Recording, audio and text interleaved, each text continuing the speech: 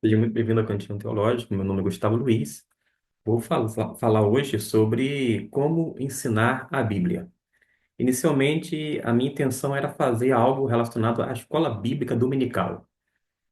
Antes de adentrar aqui no vídeo, na gravação, olhei para trás e dei de cara com esse livro da antiga Juerp, Como Ensinar a Bíblia, e trazer, então, a partir desta obra, alguns ensinamentos importantes, os quais eu assimilei em mais de 30 anos de vida cristã, compartilhando, portanto, com você que me acompanha, independente do tempo que você tem nessa carreira cristã, mas que possa, de alguma forma, lhe auxiliar no estudo da palavra de Deus, quer você seja aluno, quando não, professor da escola bíblica dominical. Enfim, você que lida com o ensino bíblico, você que é líder de PGM, isto é, de pequenos grupos, de multiplicadores, etc e tal, você que é apaixonado pelas Escrituras Sagradas. Para se ter uma ideia, o autor da obra em questão, para trazer um entendimento aos seus leitores, e eu estou me referindo a vocês que são agora meus ouvintes, a primeira coisa a fazer é o ensino cristão entender que é um chamado divino. Naturalmente que Deus chama pessoas para serem pastores, que são aptos para ensinar, e também chama pessoas no seio da igreja para ensinar. Nesse sentido, Deus chama, ou seja, Deus vocaciona as pessoas, inclusive dota tais pessoas com o dom de ensino. Você precisa encarar isto como algo que vem da parte de Deus, não apenas uma capacidade meramente cognitiva, mas como resultado da graça de Deus na sua vida. Um outro ponto que ele chama é que os professores que Deus chama precisam de treinamento. Não obstante você ter o dom do ensino, quer como professor de escola bíblica dominical, PGM, líder de um grupo ou de outro, você precisa sempre estar aprendendo algo novo, se preparando, fazendo leituras, tanto da Bíblia quanto de livros, enfim, buscando ferramentas para que você possa utilizar na prática, de modo que as pessoas venham entender claramente a mensagem divina através da sua instrumentalização. Um outro fator é a capacidade de ensinar que é aperfeiçoada pela prática. Quanto mais tempo nós temos de vivência naquilo que nós fazemos, realizamos, com mais praticidade faremos, de modo que a gente vai se aperfeiçoando. Particularmente, eu não teria dificuldade, de repente, se chegar nesse próximo domingo e alguém falar assim, a poucos minutos da pregação, o irmão prega? O irmão pode pregar? E eu diria, sim, eu posso pregar, sem nenhuma dificuldade, para atender aquela emergência ou urgência, por causa de quê? Existe um acúmulo de material que está na minha mente, no meu coração, ao longo dos anos, estudando a Bíblia, estudando em seminários, fazendo faculdade teológica, cursos livres, cursos credenciados pelo MEC, enfim, nessa militância literária, a gente sempre acumula algo, de modo que eu não teria nenhuma dificuldade, logo não ia titubear. Ou seja, se nós nos preparamos, podemos ser acionados num momento ou outro. Imagine só a dificuldade que as pessoas que não têm esse preparo bíblico-teológico teriam caso elas fossem colocadas à frente para tentar suprir uma necessidade emergencial, na falta de um pregador, por exemplo. Por isso que a gente precisa entender que essa capacidade de ensinar é aperfeiçoada pela prática. Quanto mais prática você tiver, se você quer ser um evangelista, você, quanto mais falar de Jesus para as pessoas, quanto mais apresentar o plano de salvação, mais você vai ser aperfeiçoado nesse viés evangelístico missionário. Isso se aplica a toda e qualquer situação. É bom que se diga também que a gente fica falando muito a questão de tempo, né, e qualidade e quantidade. O que é mais importante? Ambas as coisas são importantes. Agora, a quantidade, ela vai vir pela qualidade, ou precisa vir necessariamente por esse caminho.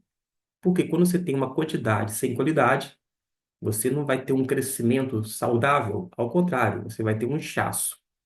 Algumas igrejas, quer batistas ou não, elas acabam inchando-se, mas não crescendo através da obra evangelística missionária. Pode, de repente, crescer através de cartas de transferências, de aclamações, enfim, até mesmo de igrejas que vão se dividindo e grupos vão chegando através destas cartas, mas não como resultado direto da operação do Espírito Santo por meio do evangelismo e missões. De modo que a gente precisa entender que não apenas num período chuvoso como este, durante a semana, a gente observa que o mato cresce rápido.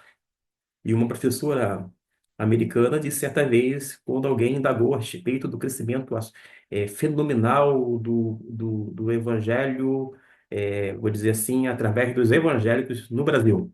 E ela disse assim: mato também cresce.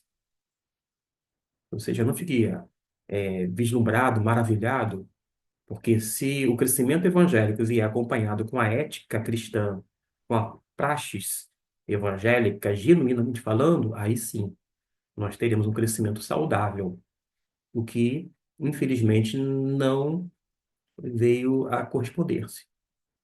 Nós tivemos um número substancial e aumento significativo de evangélicos no Brasil nas últimas décadas, mas a violência doméstica não diminuiu, a violência sexual também não diminuiu, a corrupção não diminuiu, as infrações de trânsito não diminuíram, vou dizer, as questões relacionadas à política, em termos de corrupção, compra de votos, etc. e tal, não diminuiu. O número de apostas, quer naquele chamado jogo de azar, no jogo do bicho, que é uma contravenção penal, nos bets, que são apostas, não diminuíram. As gatonetes, chamadas gatonetes, aquelas internets que são irregulares, ilegais, além de imorais, é verdade, não diminuíram. Enfim, os divórcios não diminuíram. Ou seja, a tendência era, à medida que a igreja vai crescendo, as pessoas vão assimilando os valores do evangelho e as suas vidas vão sendo mudadas e transformadas.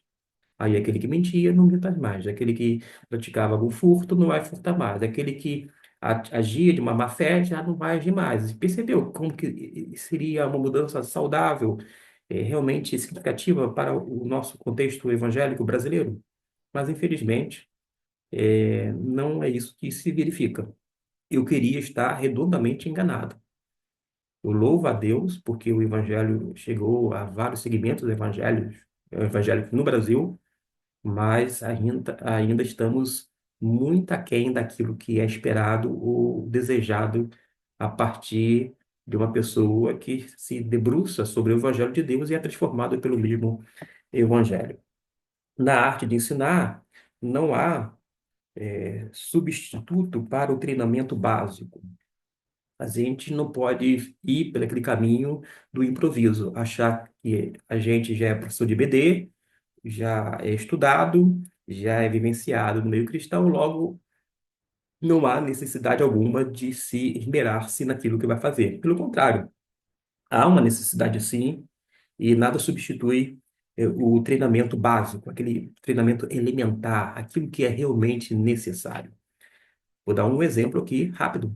Suponhamos que você vai pregar com base no Salmo de número 23. Salmo por demais conhecido.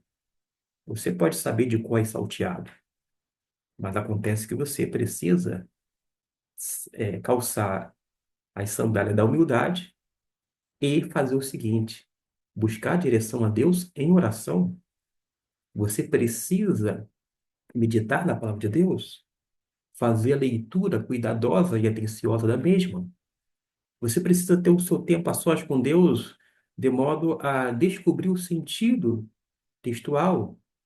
E uma vez interpretando, porque você já leu e entendeu, você vai poder fazer algumas aplicações plausíveis para aquele público ao qual você vai se destinar, ao qual você tem em mente. Percebeu que uma coisa não vai substituir a outra? O fato de você ter sido chamado, ter o dom de ensino, ou ainda, vai na cara e coragem, eu quero ensinar porque eu gosto. Louvado seja Deus, já que você gosta, não se aventure, mas entre nessa seara, entendendo que necessário é comprometimento com a palavra de Deus e com o Senhor da palavra também. Mas a Bíblia, para você que vai lidar com o ensino da Bíblia, precisa entender que a Bíblia é o centro, do cristão, é o centro. Deixe de lado o que você acha a respeito da Bíblia e a respeito do que a Bíblia menciona. Deixe de lado aquilo que você pensa. Deixe no outro lado a sua opinião, o seu achismo. Passe a ser um estudante e, com o tempo, torne-se um estudioso da mesma. Quando você se tornar um estudioso, você não vai ficar mais no palpite. Eu acho que isso significa isso, isso, isso. Nada disto. Você vai se tornar um pesquisador. E quando você estuda, pesquisa, não é algo frio, muito menos mecânico. É algo árduo, muito trabalhoso, por sinal, mas grandemente recompensador. E vale a pena investir. A Bíblia precisa ser central no ensino, de modo que a gente venha sempre expor o que a Bíblia diz e não o que a gente pensa a respeito da Bíblia, quando não sobre um texto em questão. Posso prosseguir dizendo que o ensino bíblico é conjugado de três palavras: saber, ser e fazer. Isso mesmo. Saber, ser e fazer.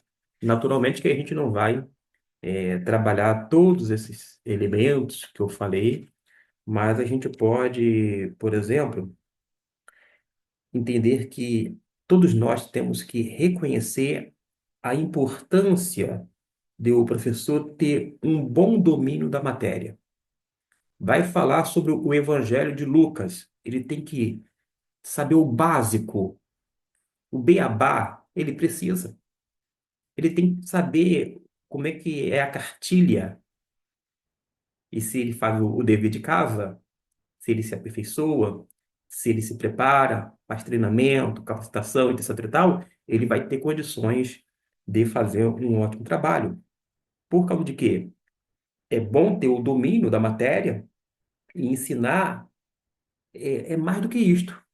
Porque, de repente, alguém tenha o domínio da matéria, ou seja, do assunto a ser tratado, mas não consegue ensinar. Nós temos professores que são, eu digo professores, né? Nós temos professores seculares que não são professores na escola bíblica dominical e não ensinam na igreja. Eles são mestres no ambiente secular, mas falta-lhe o conteúdo. Eles, nesse caso, não receberam o chamado, tampouco o dom de ensino, mas eles desenvolvem outros aspectos. Em contrapartida, nós temos professores que são professores seculares e também bíblicos. Eles unem o útil ao agradável. Independente se é professor secular ou não, se você lida com as pessoas no seu dia a dia, você precisa entender que, por mais que é necessário saber o básico, ainda assim, o ensino não é só isso, é mais coisa. Até um período na matéria pode, vou dizer, enfadar os alunos ao extremo. Você pode dominar o assunto, não saber apenas o básico, e ser alguém que não consegue prender a atenção dos alunos. Você, de repente, afasta os alunos. As pessoas não querem mais ouvir, porque é uma chatice. A forma como você a coloca, apresenta, etc e tal. mesmo sabedor de que cada um tem um tipo de personalidade e de uma maneira de lidar com a pessoa. Ninguém é igual ao outro, todos nós somos diferentes. E apesar dessas diferenças, você precisa saber e, ao mesmo tempo, não tornar enfadonho o estudo aludido. O que o professor é, e o que ele faz na classe é tão importante quanto o que ele sabe. A questão agora não é mais saber, ele tem que ser. O professor tem que ser um homem de Deus, um homem de fé, uma mulher de fé, uma pessoa de oração, alguém confiável, alguém sensível, pessoa que tem uma percepção espiritual, quando não, discernimento, entre outros fatores importantíssimos nesse quesito ser, porque saber, ser e fazer. Tem gente que sabe até demais, além da conta, mas não consegue transmitir, porque às vezes falta ser aquilo que ele deveria ser no tocante à pessoa de Jesus, ser semelhante a Jesus. Se você é alguém parecido com Jesus, se torna mais fácil você ensinar. Se você tem humildade, é muito melhor de lidar com as pessoas. Você não precisa colocar uma plaquinha dizendo, eu sou humilde, escutem-me. Pelo contrário, alguém já disse que humildade não se fala, humildade se vive. De modo que as pessoas que vão ver a humildade na sua vida, a sua simplicidade, independente se você fala em grego ou hebraico. Tem pessoas que querem complicar as coisas, demonstrar, né, usar algum recurso linguístico, por exemplo, para ostentação. Ele não está sabendo ser, porque ele pode saber, mas falta ser uma pessoa também simples, humilde, uma pessoa que pode sim utilizar um termo em grego, em hebraico, contanto que venha acrescentar, não contar uma historieta sem uma conexão ou sentido, pelo contrário, algo que tenha nexo. E se for para contribuir, que seja feito para a glória de Deus e para esclarecimento das pessoas. Quando a gente pensa nisto, é ser, né, ser uma pessoa que tenha entusiasmo, entusiasmo por parte do professor para com o trabalho, um relacionamento íntimo com os seus alunos e sensibilidade para com as necessidades pessoais deles são para o estudo bíblico, porque são importantes tão importante quanto a perícia na matéria em métodos educacionais. Por outro lado, você vê pessoas que têm, vou dizer assim, uma desenvoltura muito grande, um malabarismo, faz até um certo contorcionismo, e são pessoas fenomenais nesse quesito, porém, não são. E faz e acontece, mas é que nem nuvem sem água. Promete, ó, mas fica nisso mesmo. A postura do professor em relação à tarefa de ensinar será, em grande parte, responsável pelo clima das aulas do estudo bíblico. Justamente por isso, começando a explorar alguns conceitos bíblicos básicos de ensino, ao invés de mergulharmos imediatamente em assuntos como a prática da preparação de aulas. Tem coisas que a gente fala num ambiente como este. Quem me acompanha, quem me conhece, ainda que seja um pouquinho, sabe que tem centenas e centenas de vídeos. Ah, mas você está falando como preparar a aula, como ensinar a Bíblia, mas vai ter pregação, vai ter estudo, vai ter reflexão nessa plataforma do Cantinho Teológico, vai ter muita coisa da área de hebraico, tanto do alfabeto até alguns conceitos. e questões relacionadas gramaticalmente falando. Enfim, a gente vai aprender de uma forma gradativa. Por isso que se uma pessoa acha, tá falando uma coisa que não é para mim, mas o que é para você? Eu queria é, aprender a pregar. Tem nesse cantinho teológico alguns vídeos relacionados a como pregar, como ensinar. São coisas distintas, são coisas diferentes. Pregação é uma coisa, ensino é outra coisa. Geralmente, há quem diga que eu prego ensinando. Ensinando, eu vou explicando, explicando, explicando. É um jeito, é uma característica. Mas a gente sabe que a pregação, ela tem um diferencial. A gente sabe disto. Eu também sou sabedor disto.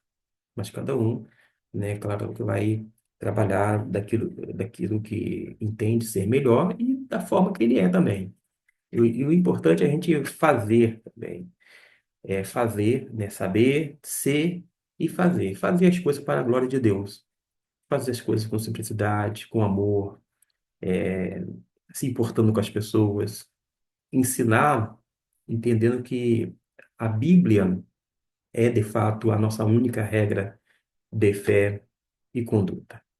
Que Deus possa lhe abençoar, é a minha oração, é o desejo do meu coração, e eu espero, sinceramente, que estas palavras singelas, de alguma forma, tenha lhe ajudado em algo que é específico na sua vida, mas que Deus é sabedor, e mesmo ignorando este fato, pode ser útil para que você trabalhasse em um dos aspectos tratados neste vídeo. Deus abençoe e até o nosso próximo vídeo, uma vez que a gente trabalha sempre visando a capacitação das pessoas e, sobretudo, o compartilhamento da palavra de Deus. Fique com Deus e até mais.